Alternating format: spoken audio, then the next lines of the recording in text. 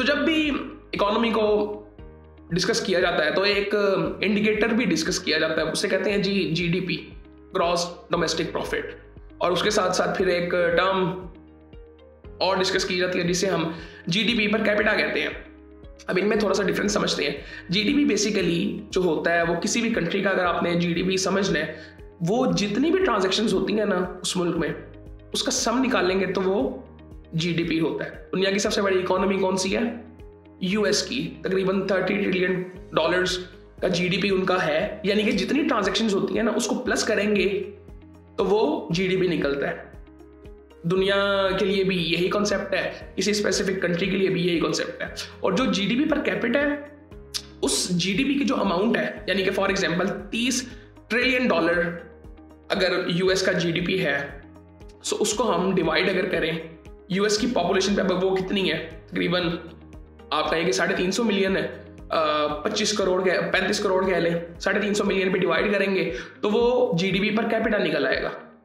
इसी तरह इंडिया का भी ऐसे ही है, चाइना का भी ऐसे। चाइना की आई थिंक 19 ऐसे कोई इसके राउंड अबाउट उनकी इकोनॉमी है।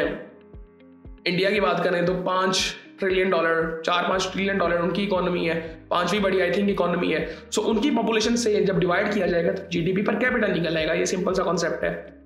और खैर इसको ये बड़ा इंपॉर्टेंट एक आपको इमेज तो दिखाता है, बट ये इतना इंपॉर्टेंट नहीं है जितना मतलब कहा जाता है ना कि कोई भी चीज़ के बारे में बात करो, जिस तरह इंडिया में आजकल पिछले कुछ सालों में बहुत ज़्यादा नजर आया, कोई भी बात हो तो वो कहते हैं जी हमारा जीडीपी तो चेक करें, हम दुनिया की 5वीं बड़ी इकोनॉमी है, लेकिन जीडीपी पर कैपिटा उसकी कोई बात नहीं करता। और बहुत सी चीज़ें होती हैं, मतलब फॉर एग्जाम्पल अगर हम टॉप 5% लोगों को साइड पे कर दें तो जीडीपी पर कैपिटा कितना थोड़ा हो जाएगा।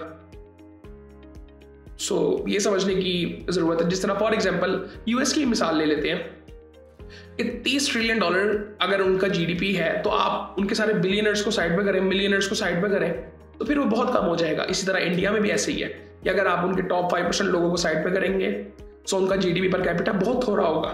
उनका पैसा भी क्या कहते हैं वो भी एक ट्रांजैक्शन है जो कि इंडिया की इकोनॉमी में होती है। इसी तरह सेम पाकिस्तान का है कि अगर आप टॉप 5% लोगों को साइड पे करोगे तो वो जीडीपी पर कैपिटा बहुत थोड़ा हो जाएगा। सो सिर्फ मुझे लगता है कि ये एक कोई ऐसा इंडिकेटर नहीं है कि अगर आपने सिर्फ किसी कंट्री की इकोनॉमी को समझना है तो आप सिर्फ ये देखोगे उसका जीडीपी कितना है, जिसका ज़्यादा वो उसकी हालत उतनी ठीक है। मैं इस चीज़ से बिल्कुल एग्री नहीं करता। खैर इसको आने वाले टाइम में और डिस्कस करेंगे, लेकिन जो बेसिक कॉन्सेप्ट है वो यही है।